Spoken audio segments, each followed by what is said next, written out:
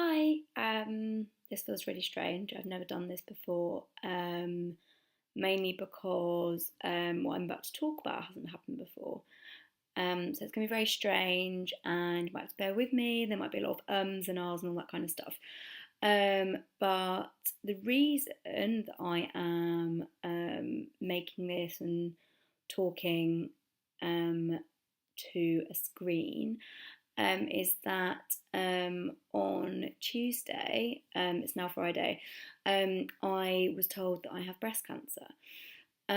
So not something that I thought I was going to be facing, hopefully never, but certainly not now.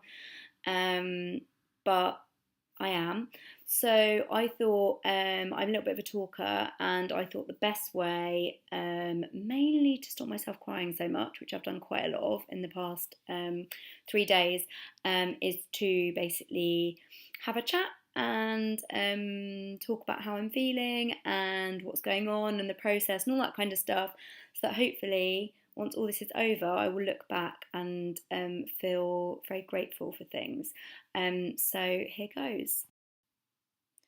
So I went to the appointment with my husband Nick. You're probably going to hear a lot about him, to find out the results of a biopsy I had a few weeks ago.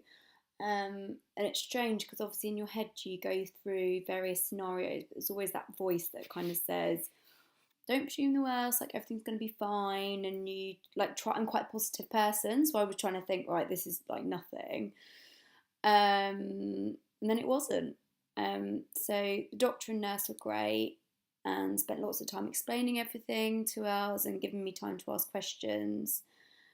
But it was the weirdest feeling, like shock does not cover it. Yeah, I can't really explain how I felt in that moment. I burst into tears, which is my standard default reaction, and just kind of tried to work through everything in my head because I'm quite an organised, like process-driven person. So um, I just was working through everything and asking questions as I went, and then you're given this massive bit of news, and then the next kind of thing is, right, now I've got to tell people, and who am I going to tell, and how I'm going to tell them, how they're going to react, how I'm going to react. And I mean, at this point, so like I said, it's been a few days. I haven't actually managed to tell anyone over the phone or face to face. I was a complete coward and got Nick to tell Mum and Laws, who's my best friend. And Mum then told my brother and sisters, and that was that. And I mean, for me, my main worry, was them looking at me differently, or only thinking they can talk about that and nothing else that's going on, or not feeling that they can talk to issues that they're having because they're worried that it won't compare to what I'm going through, which is ridiculous. And they may not think like that. That was just what I was concerned about. So that was kind of day one of being told that I have cancer. So I woke up on Wednesday just feeling like it hadn't happened really. It sounds cliche, but it did feel like a bad dream. And then all of a sudden you're getting phone calls from a million and one departments at the hospital, booking you in for various appointments and scans and tests, and it feels like it's moving faster than your brain can possibly even begin to comprehend. Like I ran a half marathon on Sunday, for goodness sake. My first one, but still, I ran it. And less than a week later, it feels like my life has just been turned upside down. So the plan as it stands, I haven't seen my oncologist yet. That's on Wednesday, so hopefully I'll know a bit more then. But at the moment, the plan is to have 8 sessions of chemotherapy, one every 3 weeks, and then have the lump removed, and then finish it off with radiotherapy. It all sounds so simple when I say it like that. So fingers crossed it will be. My first appointment, which was yesterday, was at the assisted conception unit to discuss freezing my eggs, because chemo can affect your fertility, and I am at childbearing age apparently, even if I don't feel like it in my head. So it's another thing to tick off the list, I guess, and I went in very much with that attitude, just like another thing that has to be done. Except after an ultrasound, they found that actually I have hardly any follicles in there, and a cyst on one of my ovaries, which apparently doesn't look suspicious. That was a bonus.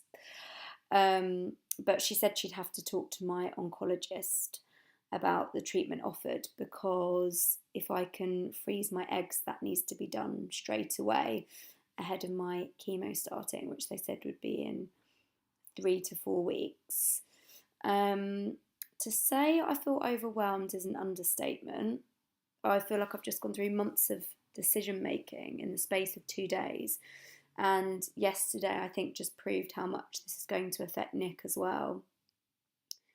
The consultant said that if we go through IVF, the oncologist will be the one to say, yes, they can now try and have children, or yes, they can use their eggs, which can be anywhere from 1 year to 2 years after the chemo finishes, could be longer.